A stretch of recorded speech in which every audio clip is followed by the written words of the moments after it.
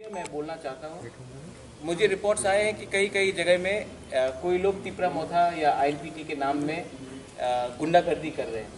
हमने सबका नोट ले लिया है, स्टॉक ले लिया है। We are not going to tolerate such nonsense.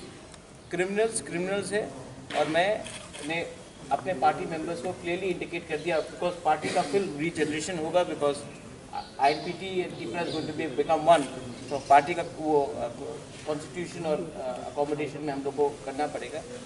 But हम लोग कोई भी अगर एक आदमी भी अगर तिपरा मोथा के नाम में चंदा उठा रहा है तो मैं जनरल पब्लिक को बोलूँगा कि 1 रुपया नहीं देने के लिए ये लोग महाराजा का नाम लेकर अपना फ़ायदा देख रहे हैं। Don't cooperate with them. और तिपरा मोथा का ऑफिशियल जो अनाउंसमेंट होगा अलॉन्ग विद टॉक विद आईएनपीटी हम लोग करेंगे।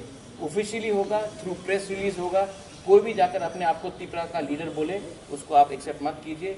ऑफिशियल लेटर यहाँ से जाएगा after talking with Chitto Babu, हमारे CM Vijay Ramkar ji, Animesh is there, Shridham is there, जो भी सब सीनियर लीडर्स है, रविंद्र बाबू इज दे, सबसे बैठकर हम लोग बात करके then we will make an announcement.